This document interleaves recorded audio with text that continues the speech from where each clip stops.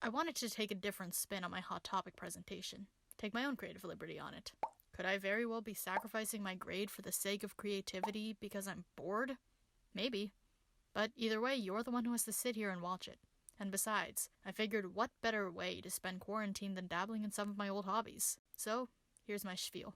My parents immigrated from the Philippines to the United States.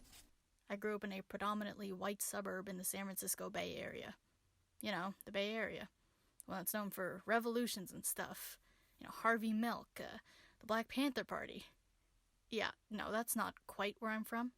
My city was liberal enough that people wore pink hats in 2016 and had signs that said some catchy feminist slogan that they'd post about on their Instagram.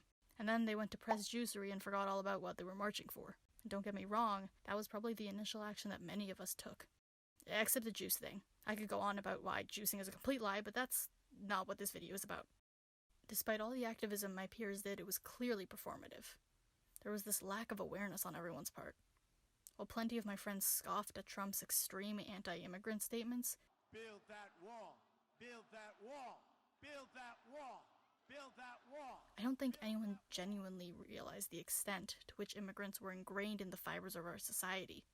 Many of us did take them for granted. Dare I say it, but our economy relies on the working class, not on CEOs. Undocumented immigrants make up a significant portion of our economy. Michael Bloomberg's immigration research and advocacy group, New American Economy, stated that in 2018, undocumented immigrants paid $27.2 billion in taxes and had $200 billion in spending power. This high spending power in turn created more jobs in the economy. And yet, despite all the economic benefits that these people do bring, problems affecting them go unvoiced. The people who benefit the most from their hard work are the ones who want them out of our country the most. I've seen this rhetoric on social media sites like TikTok one too many times, and it's really getting on my nerves. Young conservatives proclaiming that immigrants are taking our jobs, or claim that all they're doing is sitting on welfare checks while they contribute nothing to society. The numbers show that these conservatives are not only wrong, but they also invalidate the very real benefits that undocumented immigrants bring to the United States and its economy, further stigmatizing the real backbone of the labor force. A New York Times article from April 6th highlights the current fears of undocumented immigrants due to the coronavirus. The article depicts the experience of Luz, an undocumented immigrant from Mexico who currently lives in the Bronx. Luz works as a housekeeper and a nanny for a family on the Upper East Side of Manhattan. She got a 2-day break after New York City businesses shut down, but then received a text message from her employers telling her to come back. The text message read, "If everyone in your home is okay, I need you to come help with the kids in the house."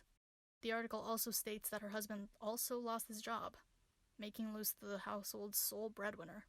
Her workload has increased, but she still only receives a weekly salary of $700. We've discussed this throughout our class and seen it throughout time. Vulnerable populations are widely ignored in general, but especially during any crisis. Undocumented immigrants are often the ones who work jobs that are now considered essential, the jobs that nobody really wants to work. And businesses want to hire undocumented workers because it's cheaper labor and there's always a looming fear of deportation that bosses can hang over their employees' heads. People like Luz have to choose between making money for her family despite the risk of contracting the disease, or staying at home and losing her only source of income to avoid getting sick.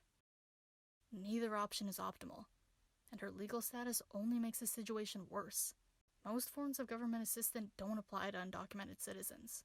The $1,200 cash payment from the federal government only applies to people who filed federal income taxes using a social security number.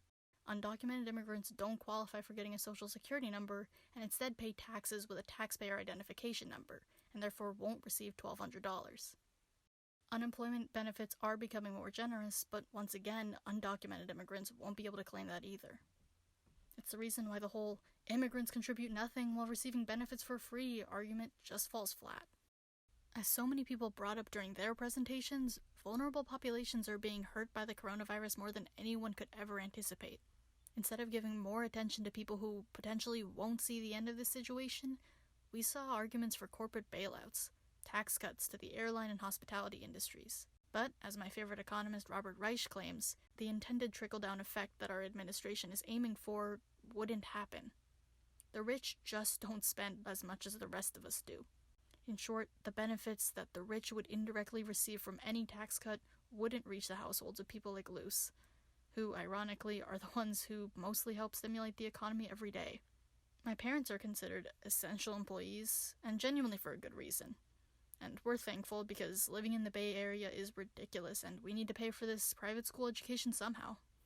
But I'm also wondering what else other than the ridiculously small $1,200 payments my parents will get will we receive. My family has a history of lung disease. Will continuing to work be worth the risk? And what about everyone else? I don't believe in so-called free government handouts because I don't believe that they exist. The working class contribute greatly to our society. It's not free, they deserve more. And undocumented immigrants like Luce, they deserve to be able to collect all forms of government assistance. It's about time we recognize the failures of the system put in place and challenge it before it's too late. I invite you to think about a few questions. How can social workers, or anyone, help undocumented immigrants in times like this? What are some alternative approaches to supporting our economy? And a larger one, how can we work to reduce undocumented immigration in general? Thank you for listening. Stay inside if you can, stay safe, and keep fighting the good fight. If you want to support some undocumented workers and other vulnerable populations, you can donate to these organizations. These are from a few different places in the country, and if you want to find somewhere more local to you, go ahead, be my guest, do your research, just do your thing, bud. And here's my works cited. Bye.